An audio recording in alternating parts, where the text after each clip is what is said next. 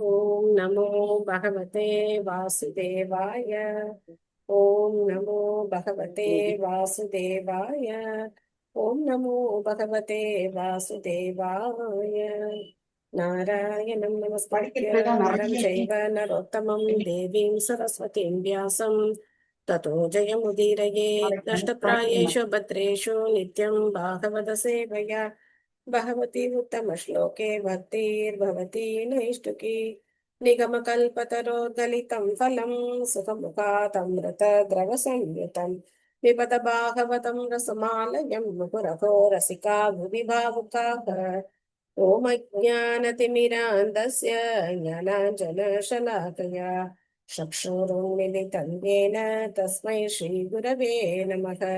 श्रीचैतन्यमनोभीष्टं स्थापितं येन भूतले स्वयं रूपकथामाह्यं ददाति स्वपदान्तिकं।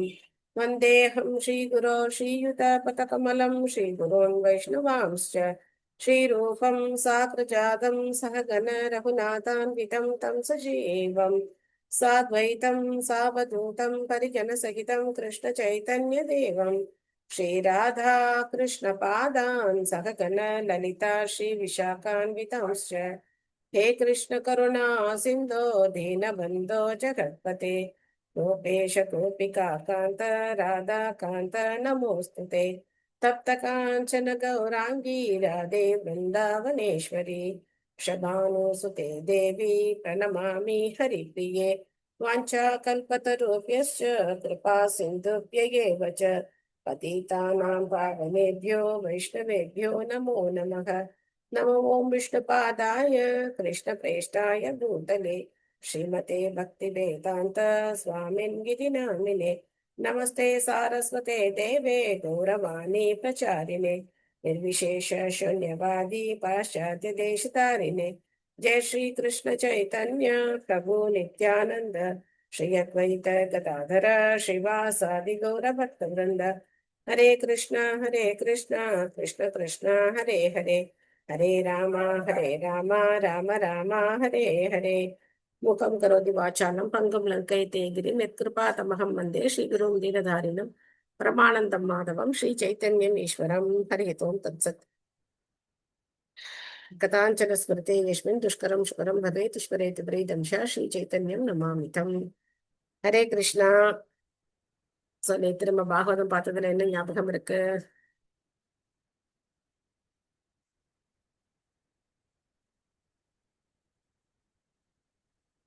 என்னாச்சு?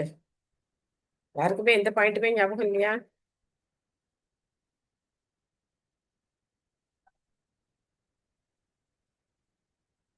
ஓகே. ஸ்ரீமத் பாகவதம் 3வது ஸ்கந்தம் 2வது அத்தியாயம் 28வது பதம். கௌமாரிம் தர்ஷயம் சேஷ்டாம் பிரேக்ஷணீயாம் பிரஜௌகசம் மருதன்விவ ஹசன் முக்த பால சிம்ஹாவலோகனக. மொழிபெயர்ப்பு பொருளுரை வழங்கியவர் திருத்தராச பக்திவேதாந்த சுவாமி ஸ்ரீல பிரபுபாத் கி ஜெய். மொழிபெயர்ப்பு. குழந்தை பருவத்தின் நிலைகளை பகவான் விருந்தாவன வாசிகளுக்கு மட்டுமே வெளிப்படுத்தினார். ஒரு குழந்தையை போல் சில சமயங்களில் அழுவது போலவும் சில சமயங்களில் சிரிப்பது போலவும் காணப்பட்டார். அப்படி செய்யும் பொழுது அவர் ஒரு சிங்கக்குட்டியை போல காணப்படுவார். சோ பகவானுடைய விருந்தாவனத்தின் நிலைகள் பிரத்யேகமா அவருடைய அந்தரங்க பக்தர்களுக்கானது, விருந்தாவன பக்தர்களுக்கானது. அந்த லீலைகளை பகவான் வெளிப்படுத்துறார். திலகவதி மாதாஜி படிக்கிறீங்களா? ஹரே கிருஷ்ணா மாதாஜி. ஹரே கிருஷ்ணா. ஸ்ரீல பிரபுபாதருக்கு ஜெய். பகவானின் குழந்தை பருவத்து லீலைகளை அனுபவிக்க விரும்புபவர்கள் நந்தர் உபநந்தர் போன்ற வாத்சல்ய பாவத்திலிருந்த மற்ற பிருந்தாவன வாசிகளின் அடிச்சுவடுகளை பின்பற்ற வேண்டும். ஒரு குழந்தை தனக்கு ஒரு பொருள் வேண்டுமென்று அழுது சுற்றுப்புறத்தின் அமைதியையே குலைத்து விடக்கூடும். ஆனால் விரும்பிய பொருளை அடைந்தவுடனேயே அவன் சிரிக்கிறான். இத்தகைய அழுகையையும் சிரிப்பையும் கண்டு பெற்றோர்களும் குடும்பத்தில் உள்ள முதியவர்களும் மகிழ்கின்றனர். இதை போலவே பகவானும் சில சமயங்களில் இவ்வாறு அழுதும் சிரித்தும் தமது பெற்றோர்களை வாத்சல்ய பாவத்தின் உண்மையான ஆனந்தத்தில் ஆழ்த்தி விடுவது வழக்கம். நந்த மகாராஜனை போன்ற விரஜவாசிகளால் மட்டுமே இந்த லீலைகள் அனுபவிக்கப்படுகின்றன. பிரம்மத்தை அல்லது பரமாத்மாவை வழிபடும் அருவவாதிகளால் அல்ல. சில சமயங்களில் வனத்தில் அசுரர்களால் தாக்கப்படும் பொழுது கிருஷ்ணர் ஆச்சரியத்தால் ஸ்தம்பித்து போய்விடுவது போல காணப்படுவர். ஆனால் ஒரு சிங்கக்குட்டியைப் போல் அவர்களை பார்த்து அவர்களை கொன்றும் விடுவார். அவரது பிள்ளை பிராயத்து சகாக்களும் அதைக் கண்டு ஆச்சரியத்தால் ஸ்தம்பித்து விடுவார்கள். வீட்டிற்கு திரும்பிய உடனேயே தங்கள் பெற்றோர்களிடம் நடந்த கதையை கூறுவார்கள். இவ்வாறாக கிருஷ்ணரின் குணங்களை அனைவரும் மதித்து போற்றுவார்கள். குழந்தை கிருஷ்ணர் அவரது பெற்றோர்களான நந்தருக்கும் யசோதைக்கும் மட்டும் சொந்தமானவராக இருக்கவில்லை. அவர் வயது முதிர்ந்த பிருந்தாவன வாசிகளுக்கெல்லாம் மகனாகவும் சம வயதுடைய ஆண் பெண்களுக்கு நண்பராகவும் இருந்தார். அனைவரும் கிருஷ்ணரை நேசித்தனர். மிருகங்கள், பசுக்கள் மற்றும் கன்றுகள் உள்பட அனைவருக்கும் அவரே உயிராகவும் ஆத்மாவாகவும் விளங்கினார். ஹரே கிருஷ்ணா. தேங்க்யூ மாதாஜி. ஹரே கிருஷ்ணா. சோ பகவானுடைய பால்ய லீலைகள் ரொம்ப ரொம்ப இனிமையானது, மிக மிக இனிமையானது. இதை விட இனிமையான லீலைகளே கிடையாது, அவ்வளவு இனிமையான லீலைகள்.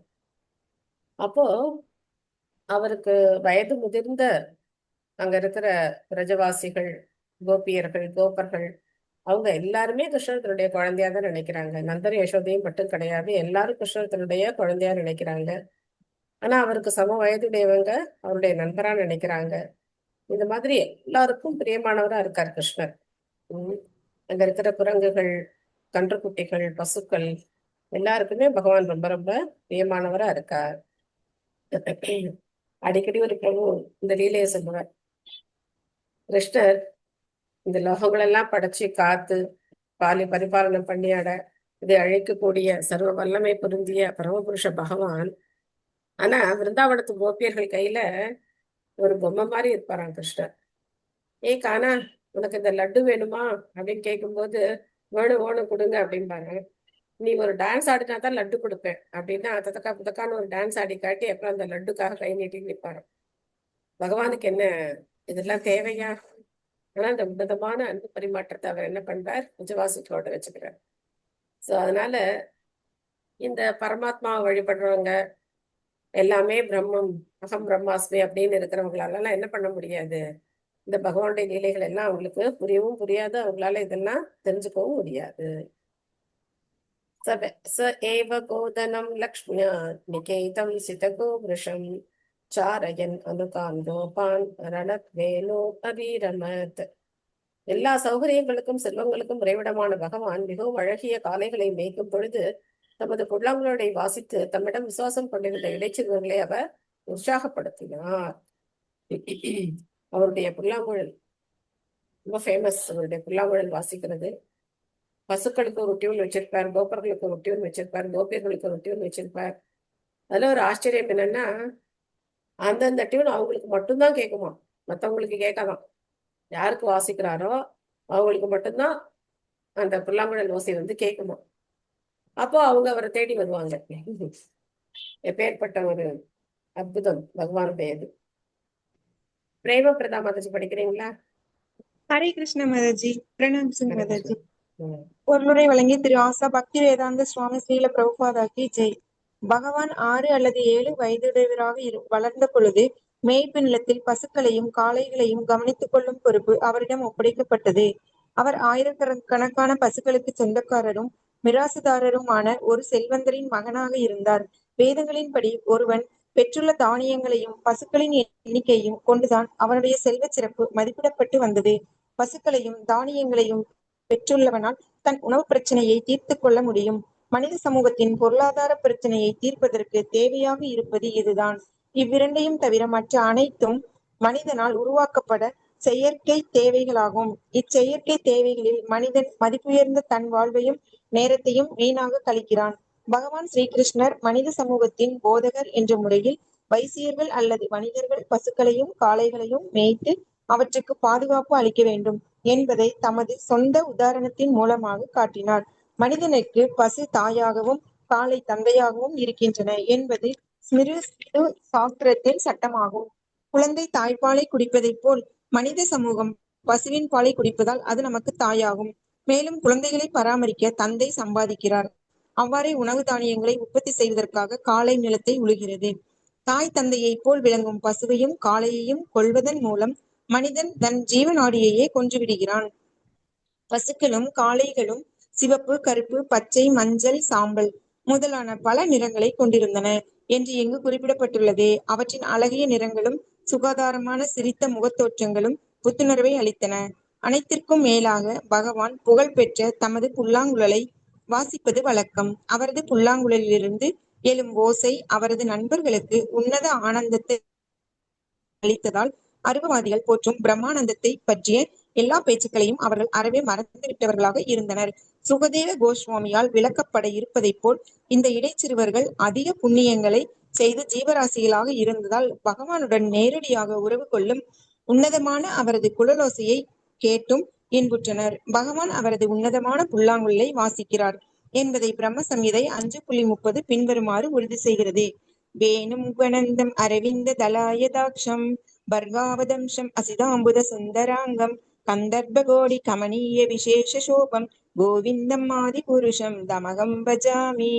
பிரம்மதேவர் கூறினார், தாமரை கண்களை உடையவரும் மயிலிறகுகளால் அலங்கரிக்கப்பட்டவரும் புது மலை மேகங்களை ஒத்த தேக வர்ணத்தை கொண்டிருப்பவரும் கோடிக்கணக்கான மன்மதன்களின் அழகை விட அதிக அழகுடையவரும் தம் உன்னதமான புல்லாங்குழலை வாசிப்பவருமான கோவிந்தனை ஆதி புருஷரை நான் வணங்குகிறேன். இவையே பகவானின் சிறப்பு அம்சங்கள் ஆகும். தேங்க்யூ மாதாஜி. ஹரே கிருஷ்ணா. ஹரே கிருஷ்ணா. ஆக அந்த நாள்ல செல்வ சிறப்பு அப்படிங்கிறது எதை வச்சு நிர்ணயம் பண்ணாங்க? அவங்க கிட்ட இருக்கிற பசுக்கள், தானியங்களுடைய அளவு. ஆனா இன்னைக்கு என்ன செல்வ சிறப்பு எதை வச்சு நிர்ணயம் பண்றாங்க? எத்தனை கார் வச்சிருக்காங்க, எத்தனை பங்களா வச்சிருக்காங்க, அதெல்லாம் கடன்ல வாங்கினதா இல்ல காசு கொடுத்து வாங்கினதா தெரியாது. ஆனா வீட்டுல 4 கார் நிக்கணும், பெரிய பங்களால இருக்கணும், அப்படி இருக்கிறதா செல்வ சிறப்பு இன்னைக்கு நினைக்கிறாங்க. ஆனா இதெல்லாம் பிரபுபா சொல்ற செயற்கையான ஒரு தேவை. இதுலயே நம்மளுடைய வாழ்நாள் கழியுது. பசுவும் தானியங்களும் இருந்தது அப்படின்னாக்க உணவுக்கு பஞ்சமே இருக்காது. அப்போ அந்த மனித குலத்துக்கு உயிர் நாடியா இருக்கக்கூடியது பசுனுடைய பாலும் தானியங்களும் தான். அத பகவான் அவரே செஞ்சு காட்டுறார். அவர் பசுமாடு மேய்க்கிறார். ஆனா பாருங்க, ஸ்கூல்ல எல்லாம் யார் சரியா படிக்கலையோ, யாருக்கு படிப்பு ஏறலையோ அவங்களதான் என்ன சொல்லுவாங்க, நீ மாடு மேய்க்கத்தான் லாயக்கு அப்படின்னு சொல்லுவாங்க. ஆனா மாடு மேய்க்கிறது உன்னதமான காரியம். பகவானே அதை செஞ்சிருக்கார். பகவானே அதனால்தான் கோபால கிருஷ்ணன். கோபால அப்படின்னா கோனா பசுக்கள், பசுக்களை பாலனம் செய்யறதுனால அவர் கோபால அப்படின்னு அவருக்கு பேரு. கோபால கிருஷ்ணன் அப்படின்னு சொல்லுவாங்க. சோ அப்படி அவர் இதனுடைய முக்கியத்துவத்தை உணர்த்துறார். ஆனா யாரும் அதை புரிஞ்சுக்கிறது எல்லாம் கிடையாது. அப்புறம் அவருடைய புல்லாங்குழல், அற்புதமான அந்த கானம், வேணுகானம். அந்த வேணுகானத்தினால பசுக்கள் எல்லாமே மயங்கிறது. அவருடைய நண்பர்கள் மட்டும் கிடையாது, யமுனை நதி கூட அவருடைய வேணுகானத்தை கேட்டு மயங்குவான். பிரயுக்தான் போஜராஜேன மாகின காம்ரூபினஹ லீலையா வியனுதத்தாம்ஸ்தான் பாலக்ரீடனகான் இவ. போஜராஜனான கம்சன் கிருஷ்ணனை கொள்வதற்காக விரும்பிய ரூபத்தை ஏற்கவல்ல பெரும் சூனியக்காரர்களை நியமித்தான். ஆனால் ஒரு குழந்தை பொம்மைகளை உடைத்து விடுவதைப் போலவே பகவான் சுலபமாக அவர்களை கொன்றார். சோ ஆச்சாரியர்கள் ரொம்ப விசேஷமா சொல்றாங்க. தாய் மாமன் அந்த குழந்தைக்கு பொம்மை எல்லாம் வாங்கி கொடுப்பாங்க இல்லையா, அந்த மாதிரி கம்சன் என்ன பண்ணாராம், விதவிதமான அசுரர்களை அனுப்பி வச்சாரு. ஆனா கிருஷ்ணனுக்கு அதெல்லாம் பொம்மை மாதிரி, மாமா அனுப்பிச்சு வச்ச பொம்மை மாதிரி. கொஞ்ச நேரம் விளையாடி அதெல்லாம் என்ன பண்றார், போட்டு உடைச்சிட்டார்.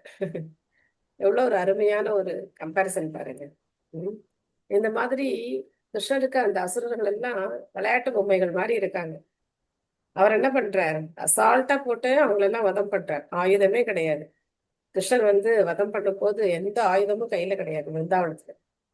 விருந்தாவனத்துல கிருஷ்ணனுக்கு ஆயுதம் கிடையாது, காலில் செருப்பு கிடையாது. இந்த மாதிரி ரொம்ப யுனிக்கான கிருஷ்ணன். செப்பலே போட்டுக்கல. இந்த பசுக்களுக்காக என்ன பண்றார், தானும் செருப்பு இல்லாம நடக்கிறார். விருந்தாவனம் பூரா அவருடைய பாத தூளி பட்டிருக்கு. அதனாலே அந்த மண்ணுக்கு அப்பேற்பட்ட ஒரு சிறப்பு. பகவானுடைய பாத தூளி நேரப்பட்டதுனாலேயே அந்த விரஜ மண்ணுக்கு அப்படி ஒரு புகழ், சிறப்பு சேர்ந்திருக்கு. மீனா மாதச்சு படிக்கிறீங்களா?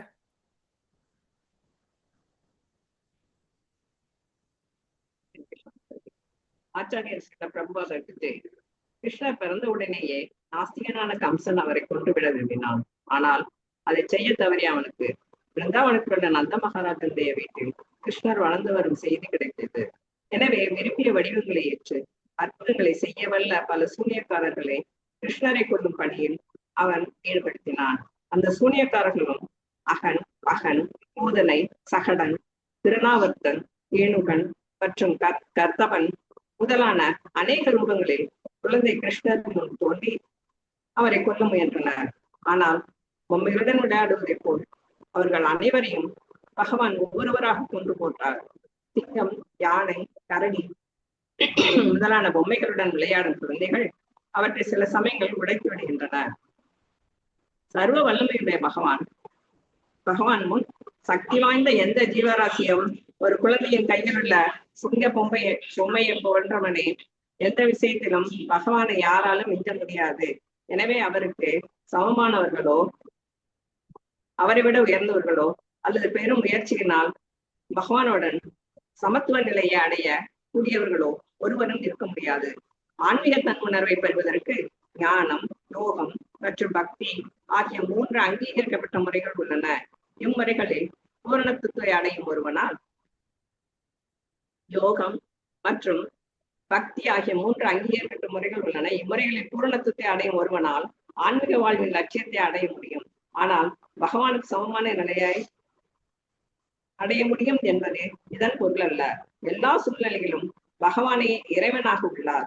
பகவான் தாய் அசூரியின் மடியில் ஒரு குழந்தையாக விளையாடி கொண்டிருந்த பொழுதும், ஓர் இடைச்சிறுவனை போல் தமது உன்னத நண்பர்களுடன் இருந்த பொழுதும் 6 ஐஸ்வர்யங்களையும் கொண்ட பரமபுருஷராகவே எப்பொழுதும் அவர் செயற்பட்டார்.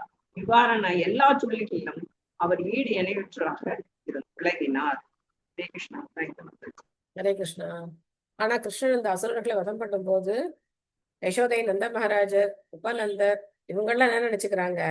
ஆஹா, நாராயணர் தான் நம்ம குழந்தைய காப்பாத்தினார், இதுதான் நம்ம கதி, என்ன நம்ம குழந்தைக்கு என்ன கதி ஆயிருக்கும், அவர் தான் காப்பாத்தினார் அப்படின்னு சொல்லி அவங்க எல்லாம் அப்படித்தான் எடுத்துக்கிறாங்க. கிருஷ்ணன் வதம் பண்ணார் அப்படிங்கறத அவங்களால எப்படி ஏத்துக்க முடியல, அவ்வளவு சாதாரணமா அவங்களால ஏத்துக்க முடியல. இது சின்ன குழந்தையாச்சே, ஏதோ அப்பாடா பகவானால தப்பிச்சுட்டு இருந்தவர் இந்த குழந்தை அப்படின்னு சொல்லி அவங்க அப்படிதான் எடுத்துக்கிறாங்க. விபன்னான் விஷபானேன நிக்ருத்ய புஜகாதிபம் உக்தாப்யா பாயயத் காபஸ்தத்தோயம் பிரகிருதி ஸ்திதம். யமுனை நதியின் ஒரு பாகம் ஊர்வனவற்றின் தலைவனால் காளியனால் விஷப்படுத்தப்பட்டதால் விருந்தாவனவாசிகள் பெரும் துன்பத்திற்கு ஆளாயினர். பகவான் அந்த சர்ப்பராஜனை நீருக்கடியில் தண்டித்து அவனை அங்கிருந்து விரட்டி விட்டார். பிறகு நதிக்குள் இருந்து வெளியில் வந்த அவர் பசுக்கள் அந்த நீரை குடிக்க செய்து அந்த நீர் மீண்டும் அதன் இயல்பான நிலைக்கு வந்துவிட்டது என்பதனை நிரூபித்தார். அற்புதமான நிலை காளிங்க நர்த்தனம். ஏன்னா ஒரு அசுரனை வதம் பண்றது விளையாட்டு மாதிரி இருந்தாலும் இந்த அளவுக்கு அது மேல நர்த்தனம் ஆடி அது ஒரு திருவிழாவே ஆக்கிட்டார். அந்த காளியனை தண்டிச்சதை அவர் பெரிய திருவிழாவாக்கிட்டார். ஆனா பார்த்தவங்களுக்கு எப்படி இருந்தது? ஒரு திருவிழாவை ரசிக்கிற மாதிரி எல்லாம் அவங்க யாரும் இல்லை. நந்த மகாராஜர் மயக்கம் போட்டு விழற, யசோதையால எழுந்திருக்கவே முடியல, அவங்க அப்படியே விழுந்துட்டாங்க. பலராமருக்கு மட்டும் உண்மை தெரியும், கிருஷ்ணரை யாராலும் ஒண்ணும் பண்ண முடியாது அப்படிங்கிற உண்மை அவருக்கு தெரியும். ஆனாலும் அவர் எல்லாருக்கும் சமாதானம் பண்ணி பாக்குறாரு, யாரும் சமாதானம் அடைகிற மாதிரி இல்லை அங்க. அப்போ பகவான் அந்த காளிங்கனோட விளையாடும் போது கொஞ்ச நேரம் அந்த தண்ணிக்குள்ள அந்த காளிங்கன் என்ன பண்றான்னா அவனுடைய வாரால அப்படியே சுருட்டி கிருஷ்ணர் தண்ணிக்குள்ள இழுத்துன்னு போயிடுறான். அந்த நேரம் எல்லாருக்கும் அப்படியே மூச்சே அவங்களுக்கு நின்று போயிடுது. அப்படி ஒரு பாசம் கிருஷ்ணன் மேல. ஐயோ இந்த குழந்தைய யாரும் உள்ள போய் குதிச்சு அந்த யமுனையில குதிச்சு அந்த குழந்தைய காப்பாத்தலாம் அப்படின்னாக்க பலராமர் விட மாட்டேங்கிறார். முதல்ல குதிக்கிறதுக்கு முன்னாடி எல்லாரும் அங்கேயே மயக்கம் போட்டே விழுந்துட்டாங்க. அப்புறம் தானே குதிக்கிறது. பார்த்த க்ஷணத்திலேயே அவங்க கேள்விப்பட்ட க்ஷணத்திலேயே என்ன ஆயிட்டாங்க, எல்லாரும் மயக்கம் போட்டு விழுந்துட்டாங்க. ஆனா கிருஷ்ணன் என்ன பண்ற, ரொம்ப அற்புதமா அந்த காளிங்கன் மேல நர்த்தனம் ஆடி அந்த காளிங்கனுக்கு சரியான பாடம் புகற்ற. நாகபத்திரிகளுடைய பிரார்த்தனை ரொம்ப நல்லா இருக்கும். பல பிரார்த்தனைகள் பாகவதத்துல இருக்கு. நம்ம ஏற்கனவே நிறைய பிரார்த்தனைகளை படிச்சிருக்கோம். பீஷ்ம ஸ்துதி, குந்தி மகாராஜுடைய ஸ்துதி, அதுக்கப்புறம் அர்ஜுனனுடைய ஸ்துதி. ஆரம்பத்துல அர்ஜுனனுடைய ஸ்துதியில தான் ஆரம்பிக்கிறோம். அதுக்கப்புறம் உத்தரா பிரார்த்தனை பண்றாங்க, குந்தி மகாராணி பிரார்த்தனை பண்றாங்க, பீஷ்மர் பிரார்த்தனை பண்றார். அதுக்கப்புறம் செகண்ட் கேண்டர்ல பார்த்தோம்னா பிரம்மதேவர் பிரார்த்தனை பண்றார், சுகதேவ கோஸ்வாமி பிரார்த்தனை பண்ணார். பல பிரார்த்தனைகளை இது வரைக்கும் நம்ம படிச்சிருக்கோம். அதே மாதிரி நாகபத்தினிகளுடைய ஸ்துதியும் ரொம்ப நல்லா இருக்கும். அவங்களும் வந்து பகவானை பிரார்த்தனை பண்ணுவாங்க. என்ன பாக்கியம் பண்ணியிருப்பான் இந்த காளிதன், எங்களுடைய இந்த கணவன். உங்களுடைய பாதம் பட்டதே அவன் தலையில. அதுக்கு பேர்பட்ட ஒரு பாக்கியமா இருக்கணும். எப்படி இதெல்லாம் நடக்கும், அவனுக்கு எப்படி கிடைச்சது இந்த பாக்கியம்? ஏன்னா பகவானுடைய பாதம் படுறதுக்கு இவ்வளவு பாக்கியம் பண்ணிருக்கணும். நம்ம கோவிலுக்கு போறோம், சடாரி ஏத்துக்கிறோம், நம்ம பகவானுடைய பாதங்களை நம்ம தலையில தாங்கிக்கணும். அப்போ அந்த பாதங்கள் படுறதுக்கு இந்த காளியன் என்ன புண்ணியம் பண்ணிருக்கணும் அப்படின்னு சொல்லி அவங்க எல்லாம் ரொம்ப ஆச்சரியப்படுறாங்க. உங்களுடைய கருணையே கருணை அப்படின்னு ஸ்துதி பண்றாங்க. சோ அந்த பிரார்த்தனைகளை கேட்டு காளியனை வதம் பண்ணல பகவான், விட்டுறார். காளியனும் திருந்திடுறான். அவனுடைய அந்த அசுர குணம் மாறி போயிடுது. அயாஜயத் கோசவேன கோபராஜம் திரிஜோத்தமைஹி வித்தஸ்ய சூரகராஸ்ய சிகீர்ஷன் சத்யம் விபுகு. பரமபுருஷராகிய கிருஷ்ணர் நந்த மகாராஜனின் செல்வ சிறப்புடைய பொருளாதார பலத்தை நன்கு பயன்படுத்தி கொண்டு பசுக்களை வழிபட விரும்பினார். அதே சமயம் சொர்க்கராஜனான இந்திரனுக்கு ஒரு பாடம் கற்பிக்கவும் விரும்பினார். இவ்வாறாக பிராமண பண்டிதர்களின் உதவியுடன் பசுக்களையும் மேய்ப்பு நிலையத்தையும் வழிபடும்படி தம் தந்தைக்கு அவர் அறிவுரை கூறினார். பகவத்கீதை சொன்னது அதுக்கப்புறம் 125 வருஷத்துக்கு அப்புறம் குருட்சேத்திர யுத்தத்துல பகவத்கீதை சொன்னார். ஆனா பகவான் எல்லா சமயத்திலையும் பகவான் அப்படிங்கிறதுக்கு இது ஒரு உதாரணம். பகவத்கீதையில பகவான் வந்து பல ஸ்லோகங்கள்ல சொல்லியிருக்காரு, தேவர்களுடைய வழிபாடு தேவை கிடையாது அப்படிங்கறத சொல்லியிருக்காரு. அதை என்ன பண்றாரு, குழந்தையிலே காட்டுறாரு. குழந்தையிலே வந்து இந்த மாதிரி தேவர்களை வழிபட வேண்டிய அவசியம் கிடையாது அப்படிங்கிறத சொல்றாரு. செல்வகுமாரி மாதாஜி படிக்கிறீங்களா? எஸ் மாதாஜி. ஹரே கிருஷ்ணா மாதாஜி. ஹரே கிருஷ்ணா. மொழிபெயர்ப்பு மற்றும் பொருளுரை வழங்கிய ஸ்ரீல பிரபுபாதருக்கு ஜெய். அனைவருக்கும் போதகரான பகவான் தம் தந்தையான நந்த மகாராஜனுக்கும் போதனை செய்தார். நந்த மகாராஜன் செல்வம் மிகுந்த ஒரு குறுநில மன்னராகவும் பல பசுக்களுக்கு உரிமையாளராகவும் இருந்தார். ஒவ்வொரு ஆண்டும் பெரும் செல்வ சிறப்புடன் அவர் இந்திர பூஜை நடத்துவது வழக்கம். பகவானின் உயர்ந்த சக்தியை மக்கள் ஏற்றுக்கொள்ள வேண்டும் என்பதற்காக இந்த தேவ வழிபாடும் வேத இலக்கியங்களில் சிபாரிசு செய்யப்பட்டுள்ளது. பகவானின் தொண்டர்களான தேவர்கள் வெவ்வேறு பிரபஞ்ச அலுவல்களை கவனித்துக் கொள்ளும் பொறுப்பை பகவானிடமிருந்து ஏற்றுக்கொண்டுள்ளனர். எனவே தேவர்களை திருப்திப்படுத்தும் யாகங்களை செய்யும்படி வேத சாஸ்திரங்களில் அறிவுறுத்தப்பட்டுள்ளது. ஆனால் பரமபுருஷரிடம் தங்களுடைய வாழ்வை அர்ப்பணித்துள்ளவர்கள் தேவர்களை திருப்திப்படுத்த வேண்டிய அவசியம் இல்லை. பரமபுருஷரின் உயர்வை பொதுமக்கள் ஏற்றுக்கொள்ள வேண்டும் என்பதற்குரிய ஏற்பாடுதான் தேவ வழிபாடாகும். ஆனால் அது கட்டாயமானதல்ல.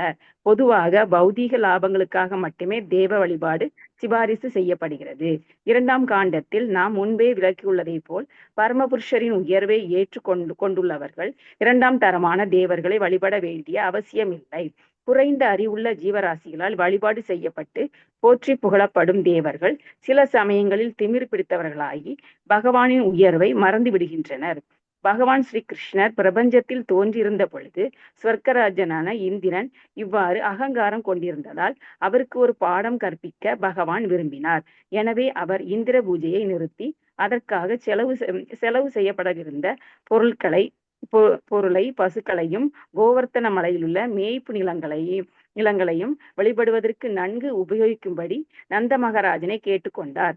ஒருவன் எல்லா செயல்களாலும் அவற்றின் பலன்களாலும் பரமபுருஷரை வழிபட வேண்டும் என்று பகவத்கீதையில் அவர் உபதேசித்திருப்பதை போலவே இச்செயலின் மூலமாக மனித சமூகத்திற்கு பகவான் ஸ்ரீ கிருஷ்ணர் உபதேசித்துள்ளார். இது விரும்பிய பலனை அளிக்கக்கூடியதாகும். வைசியர்கள் கஷ்டப்பட்டு உழைத்து சம்பாதித்த பணத்தை வீண் விரயம் செய்வதற்கு பதிலாக பசுக்களையும் விவசாய நிலங்களையும் பராமரிக்க வேண்டும் என்று அறிவுறுத்தப்படுகின்றனர். அது பகவானை திருப்திப்படுத்தும். எந்த அளவிற்கு பகவான் திருப்தி அடைந்திருக்கிறார் என்பதை பொறுத்துதான் வர்ணாசிரம கடமையில் ஒருவரது பூர்ணத்துவம் நிர்ணயிக்கப்படுகிறது. ஹரே கிருஷ்ணா மாதாஜி. தேங்க்யூ மாதாஜி. தேங்க்யூ மாதாஜி.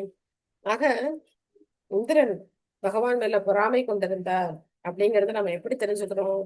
அந்த இந்திர பூஜையை நிறுத்தினவன பிருந்தாவனத்தையே அழிக்கக்கூடிய அந்த சம்வத்சர மேகங்களை அனுப்பி பிருந்தாவனம் அழிக்கிறதுக்கான முயற்சியில இந்திரன் ஈடுபட்டார். அதுக்கப்புறம் தான் பகவான் வந்து கோவர்தனகிரியை தூக்கி பிருந்தவாசிகளை காப்பாத்துறார். அதனால இந்திரனுடைய பொறாமை. சோ தேவர்கள் அசுரர்களுக்கு என்ன வித்தியாசம் அப்படின்னா, அவங்களுக்கு பரமபுருஷ பகவான்னா தெரியல, அவங்களும் என்ன பண்றாங்க, தவறு பண்றாங்க. ஆனா அசுரர்கள் திருந்துறது கிடையாது. தேவர்கள் திருந்திருவாங்க. அப்போ இந்திரன் வந்து பகவான்கிட்ட மன்னிப்பு கேட்டு அவரை வந்து சரணடைகிறார். ஆனா எந்த அசுரனாலும் திருந்தினானா? திருந்தது கிடையாது. கம்சன் இத்தனை பேரை அமிச்சும் கடைசியில என்ன நினைச்சான், சரி அவன் இடத்துல கொல்ல முடியல, நம்ம இடத்து கூட்டிட்டு வந்து என்ன பண்ணிடலாம், கொண்டுடலாம், அந்த கோளைய பீட்டம்ங்கிற யானை போதும், இல்ல அப்படின்னாக்க சண்டா, இந்த முஷ்டிகா, சாணுரா, இந்த அசுரர்கள் போதும், இந்த மல்யுத்த வீரர்கள் போதும், அவங்கள வச்சு அந்த குழந்தைய வந்து கொண்டுடலாம் அப்படிலாம் வந்து திட்டம் போடுறோம். அந்த திட்டம் கடைசி வரைக்கும் அவன் நிறுத்தவே இல்லை. சரணடைத்தை பத்தி யோசிக்கவே இல்லை. இது அசுர குணம்.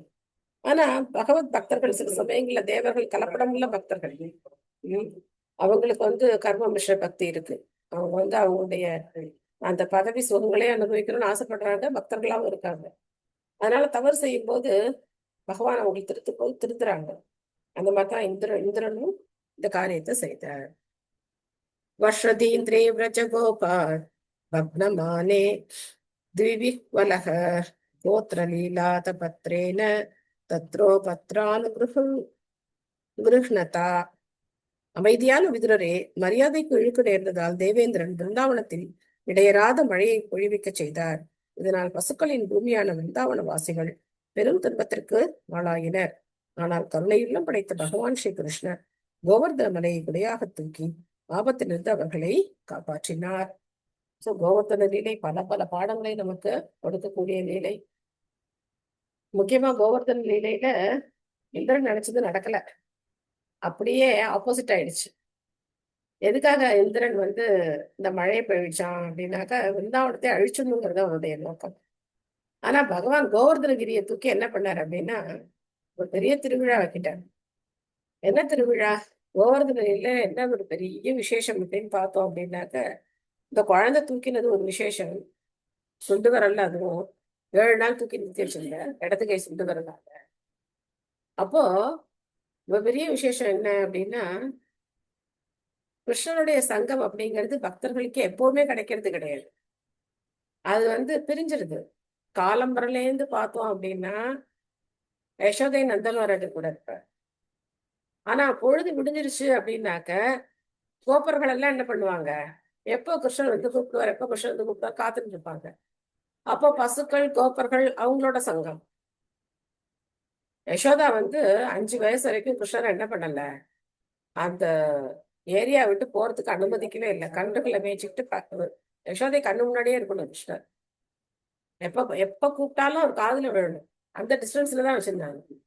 கிருஷ்ணர் பார்த்தாரு, ஐயோ நம்மளால ஒண்ணுமே பண்ண முடியல, எப்ப பார்த்தாலும் அம்மா பார்த்துட்டே இருந்தா என்ன பண்ண முடியும், இல்ல ஒரு காரியம் ஒரு கொசுக்கு ஒண்ணுமே பண்ண முடியாது. எப்போ 5 வயசு ஆகும்னு பார்த்துருந்தாங்க. 5 வயசு ஆனோடனே எனக்கெல்லாம் 5 வயசு ஆயிடுச்சு, நான் இனிமே பசுமாடுதான் மேய்ப்பேன் அப்படின்னு சொல்லி வம்படிச்சு என்ன பண்ணாரு, பசு மேய்க்க போயிட்டேன். பசுமாடு மேய்க்கணும்னா தூரமா போயிடலாம். அப்ப அம்மாவால பார்க்கவே முடியாது. பிருந்தாவனத்துல ரொம்ப தூரம் காட்டுக்குள்ள போயிடலாம். அப்போ அங்க யார் கூட சங்கம்? பசுக்கள், அங்க இருக்கிற மரம் செடி கொடிகள், கோப்பர்களோட. அப்போ கோபியர்கள் எல்லாம் என்ன பண்ணிட்டு இருப்பாங்க, பார்த்துட்டே இருப்பாங்க. அடதியே பவான் அக்னிகானனா திருநச்சரானுதம் ஸ்ரீநிகேதனம். அதாவது பகவான் வந்து அடத்தியத் பவான் அக்னி காணலாம், அந்த இதுக்குள்ள போயிட்டார், காட்டுக்குள்ள போயிட்டார் அப்படின்னா கோபியர்களுடைய மனமெல்லாம் எப்படி இருக்கும் அப்படின்னா தவிச்சுட்டே இருக்குமா. என்ன முள்ளு குத்துறதோ கிருஷ்ணர் காலில், எந்த கல்லு படுறதோ, எந்த வெயில் பட்டு என்ன ஆறுதோ கிருஷ்ணருக்கு அப்படின்னு சொல்லி அவங்களால வீட்டுல நிம்மதியாவே இருக்க முடியாது கோபியர்களால். அப்போ கிருஷ்ணர் திரும்பி வர அந்த நேரம் கோதூலி முகூர்த்தம்னு சொல்றது. அந்த முகூர்த்தம் என்ன முகூர்த்தம்? அது கோதூலி முகூர்த்தம். கோதூலின்னா என்ன? அந்த பசுக்களுடைய குழம்புகள் இருக்கு இல்லையா, அந்த குழம்புகள்ல இருந்து அந்த மண்ணெல்லாம் கிளம்பி அந்த தூளி, அந்த தூசி வரும், அப்படியே ஒரு புகை மண்டலம் மாதிரி இருக்குமா. அந்த முகூர்த்தம் வந்து ரொம்ப ரொம்ப ஆஸ்பிஷியஸ், ரொம்ப ரொம்ப மங்களகரமானது அந்த நேரம். இன்னைக்கும் பார்த்தோம் அப்படின்னாக்க அந்த பக்கம்லாம் கல்யாணம் இந்த கோதூலி முகூர்த்தத்துலதான் வைப்பாங்க. நம்ம காலம்பரை கல்யாணம் வைக்கிறோம் இல்லையா, அவங்க எல்லாம் சாயந்தரம் இந்த கோதூலி முகூர்த்தத்துலதான் கல்யாணம் வைப்பாங்க. ரொம்ப ஆஸ்பிஷியஸ் இந்த டைம். அந்த கிருஷ்ணர் பசுமாடு மேய்ச்சல் திரும்பி வரத்து, அந்த அழகை, அவருடைய அழகை பார்க்கறதுக்காகவே அவங்க எல்லாம் என்ன பண்ணிட்டு இருப்பாங்க, வாசல்லையே காத்திருப்பாங்களாம், எப்போ வருவார் கிருஷ்ணர் அப்படின்னு பாக்குறதுக்காக. ஆக பகலெல்லாம் கோபியர்களால கிருஷ்ணரை பார்க்க முடியாது. அப்ப இரவு ஆயிடுச்சு அப்படின்னாக்க கோபர்களால கிருஷ்ணரை பார்க்க முடியாது. ஏன்னா பகவான் என்ன பண்ணுவார், கோபியர்களோட போயிடுவார். அப்போ இந்த மாதிரி டைம் ஸ்லாட் ஒவ்வொருத்தருக்கும் ஒரு டைம் ஸ்லாட் தான் இருக்கு. ஆனா இந்த கோவர்தன லீலையில என்ன ஆச்சு, எல்லாரும் கோவர்தனகிரி கீழே வந்துட்டாங்க. இப்ப யாருக்கும் எந்த தடையும் கிடையாது. 24 மணி நேரம் எல்லாரும் பகவானை பார்த்துட்டே இருக்கலாம். எல்லாரும் கிருஷ்ணரை பார்த்துட்டே இருக்கலாம். கிருஷ்ணரோட பேசலாம், கிருஷ்ணரோட விளையாடலாம், எல்லாம் பண்ணிட்டு இருக்கலாம். அதனால இந்திரன் நினைச்சதுக்கு அப்படியே ஆப்போசிட் ஆயிடுச்சு. அதனால இந்திரன் மேல பகவானுக்கு ரொம்ப ஒரு இஷ்டம் வேற. பரவாயில்லையே, என்னுடைய பக்தர்கள்ட்ட என்ன ரொம்ப நெருக்கமா சேர்த்து வச்சுட்டாங்க இந்திரன். இந்த ஒரு வாரம் பிரிவே இல்லை. ஒரு வாரம் பிரிவு இல்லாம என்ன பண்ணாங்க, இந்த உன்னதமான ஆனந்தத்தை அவங்க அனுபவிச்சாங்க. இதுதான் கோவர்தனகிரியோட ஹைலைட். சரசசீகரைர்மிருஷ்டம் மாலயன் ரஜனீமுகம் காயன் கலபதம் ரேமே ஸ்ரீனாம் மண்டல மண்டலக. நிலவொளியால் பிரகாசப்படுத்தப்பட்டிருந்த 3வது பருவமான இலையுதிர் காலத்தின் ஓரிரவில் தமது இனிய பாடல்களால் பெண்களின் மத்தியில் கவர்ச்சியாக இருந்து பகவான் இன்பம் அனுபவித்தார். பசுக்களின் பூமியான விருந்தாவனத்தை விட்டு செல்லும் முன்பாக தமது இளம் தோழிகளான உன்னத கோபியர்களை தமது ராசலீலையில் பகவான் மகிழ்ச்சிப்படுத்தினார். பகவான் நடவடிக்கைகளை பற்றிய விளக்கத்தை உத்தவரித்துடன் நிறுத்தி கொண்டார். ஸ்ரீமத் பாகவதம் 3ஆம் காண்டத்தின் பகவான் ஸ்ரீ கிருஷ்ணரின் நினைவு எனும் தலைப்பை கொண்ட 2ஆம் அத்தியாயத்திற்கான பக்திவேதாந்த பொருளுரைகள் இவ்வாறு நிறைவு பெறுகின்றன. ஹரிபோம் தத் சத். ஹரே கிருஷ்ணன். அற்புதமான பகவானுடைய லீலைகளை உத்தவர் வர்ணிச்சுட்டே போனார். இதுல பார்த்தோம் அப்படின்னாக்க கேள்வி எங்க ஆரம்பிச்சது, கிருஷ்ணரை பத்தி கேள்வி ஆரம்பிக்கல. தன்னுடைய குடும்ப அங்கத்தினர்களை பத்தி கேள்வி கேட்க ஆரம்பிச்சு கடைசி கேள்வி கிருஷ்ணரை பத்தி கேட்டார். ஆனா உத்தவர் எந்த கேள்விக்கு முதல்ல பதில் சொன்னார், கடைசி கேள்வியில இருந்து இவர் பதில் சொல்ல ஆரம்பிச்சிட்டார். மற்றவர்களை பத்தி எல்லாம் அப்புறம் சொல்லிக்கலாம். கிருஷ்ணரை பத்தி கேட்டோன்னா அவருக்கு என்ன ஆச்சு, அந்த ஒரு முகூர்த்தம் அவர் அப்படியே ஆழ்ந்து சமாதி நிலையில போயிட்டார். அதுக்கப்புறம் திரும்ப கிருஷ்ணருடைய பால்ய லீலைகள்ல இருந்து அப்படியே ஆரம்பிச்சு விருந்தாவன லீலைகள் எல்லாம் அப்படி ஒரு ரவுண்டு சொல்லி முடிக்கிறார். இவர் என்ன கேள்வி கேட்டார், கிருஷ்ணர் சௌக்கியமா இருக்காரா அப்படின்னு கேட்டார். அவரு தான் நன்னாதான் இருக்கார், கிருஷ்ணர் கேட்டா குறைச்சல அப்படிலாம் சொல்லி ஒரு வார்த்தையில முடிக்கல. எங்கேருந்து ஆரம்பிச்சிட்டார், கிருஷ்ணா அப்படின்னு உடனே அவர் பிறந்ததுல இருந்து ஆரம்பிச்சிட்டார். என்னை விட்டுட்டு போயிட்டாரே அப்படின்னு புலம்ப ஆரம்பிச்சு ஒவ்வொரு லீலையா சொல்லி ஒரு வழியா விருந்தாவனத்து லீலைகளை ஒரு கம்ப்ளீட் கொண்டு நிறுத்தியிருக்கார். அடுத்த அத்தியாயம் 3வது அத்தியாயம் விருந்தாவனத்திற்கு வெளியில் பகவானின் லீலைகள். சோ அடுத்தது மதுரா லீலைகளுக்கு போறார். உத்தவ உவாச்ச ததக ச ஆகத்ய புரம் ஸ்வப்பிதரோஸ் சிகீர்ஷயா சம்பலதேவ சம்யுதக நிபாத்ய துங்கா திரிபுயூதநாதம் ஹதம் வ்யகர்ஷத் வியசோ ஓஜசோர்யாம். ஸ்ரீ உத்தவர் கூறினார். பிறகு ஸ்ரீ பலதேவனுடன் மதுராபுரிக்கு சென்ற பகவான் ஸ்ரீ கிருஷ்ணர் தன் பெற்றோர்களை மகிழ்விக்கும் பொருட்டு பொதுஜன எதிரிகளின் தலைவனான கம்சனை பெரும் பலத்துடன் அவனது அரியாசனத்திலிருந்து கீழே இழுத்து தள்ளி கொன்றார். சோ டைரக்டா கம்சனுடைய வதம் இங்க சொல்லப்படுது. இதுக்கு நடுவுல கிருஷ்ணர் மதுராபுரியில எப்படி ஒரு சிங்கம் போல நடந்து போனார், அங்க என்னென்ன யார் யார்கிட்ட என்னென்ன பொருள்களை பரிசா வாங்கிக்கிட்டார், யார் யாருக்கு தண்டனை கொடுத்தார், அதுக்கப்புறம் அந்த கோளைய பீட்டம் அப்படிங்கிற யானையை எப்படி வதம் பண்ணார், அப்புறம் அந்த முஷ்டிகா சாணுராவை எப்படி வதம் பண்ணார், அந்த மல்யுத்த அரங்கத்துல கிருஷ்ணரை பார்த்தவங்க எப்படிலாம் நினைச்சாங்க, இதெல்லாம் நம்ம விரிவா படிக்கலாம். வாசுகி மாதிரி படிக்கிறீங்களா?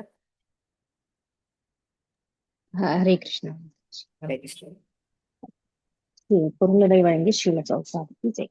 கம்ச மன்னனின் மரணம் இங்கு சுருக்கமாக மட்டுமே விவரிக்கப்படுகிறது. ஏனெனில் பகவானின் இத்தகைய லீலைகள் 10வது காண்டத்தில் விவரமாக விளக்கப்பட்டுள்ளன. பகவான் 16 வயதே நிரம்பியவராக இருந்த போதிலும் அவர் தம் பெற்றோர்களின் மெச்சத்தக்க புதல்வர் என்பதை நிரூபித்தார். சகோதரர்களான பகவான் ஸ்ரீ கிருஷ்ணரும் பகவான் பலதேவரும் பிருந்தாவனத்திலிருந்து மதுராபுரிக்கு சென்றனர்.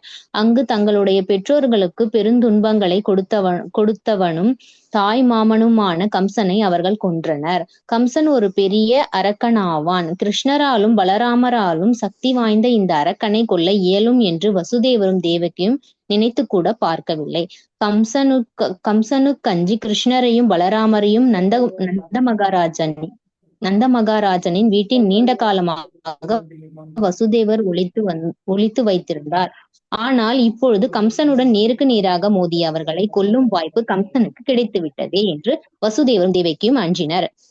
அவர்களுடைய பெற்றோர் பாசத்தினால் ரோபத்து வந்து விட்டதாக எண்ணிய பகவானின் பேராபத்து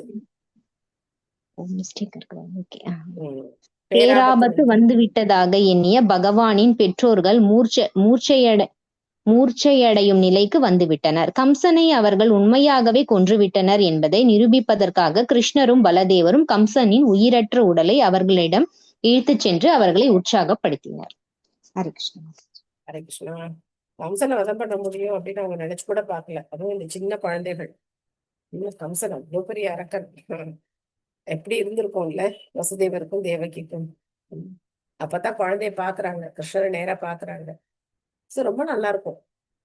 வசுதேவருக்கும் நந்த மகாராஜருக்கும் இடையே நடக்கக்கூடிய உரையாடல்லாம் ரொம்ப நல்லா இருக்கும். ஏன்னா நந்த மகாராஜர் கப்பம் கட்டுறதுக்காக கம்சனுக்கு அந்த வரியெல்லாம் செலுத்துறதுக்காக வருவார், மதுராவுக்கு வருவார். அப்போ வசுதேவர் நந்த மகாராஜர் 2 பேரும் பேசிக்கிறது ரொம்ப அற்புதமா இருக்கும். அவரால் வந்து வெளிப்படையா சொல்ல முடியாது, என்னுடைய குழந்தைதான் அங்க இருக்கிறது என்னுடைய குழந்தைதான் அப்படின்னு சொல்ல முடியாது. ஆனாலும் கிருஷ்ணனுடைய பாதுகாப்பை அவர் உறுதிப்படுத்தி ஆகணும்.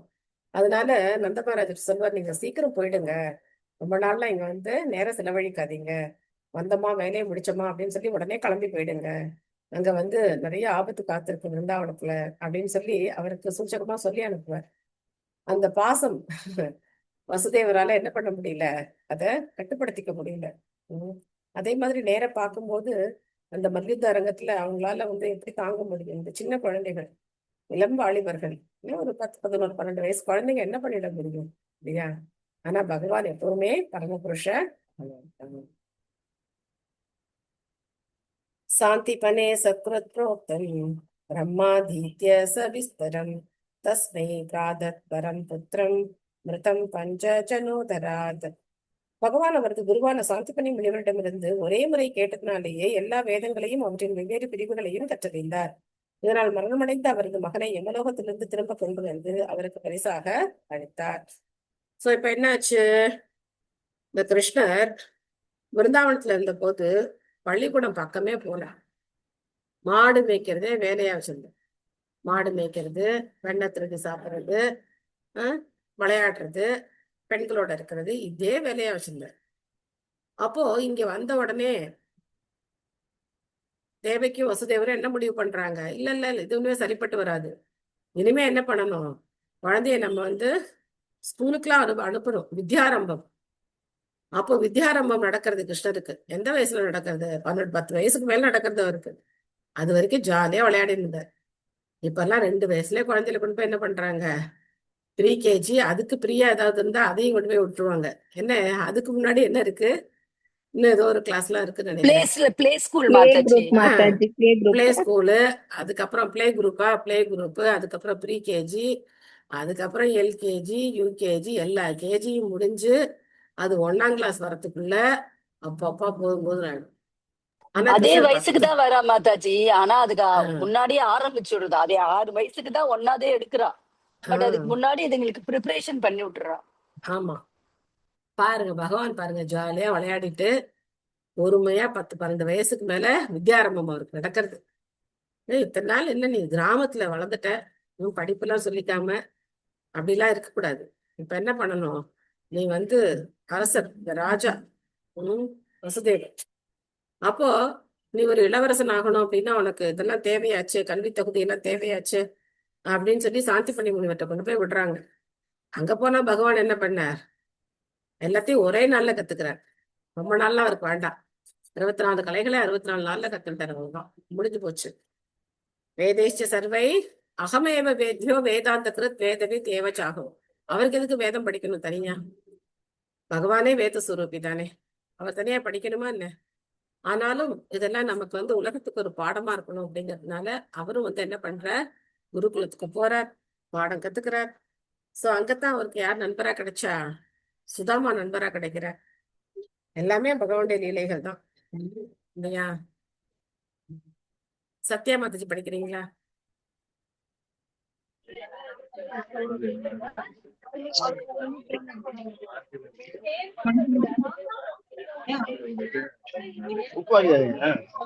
யாரோ மியூட் பண்ணாம இருக்கா மாதாஜி.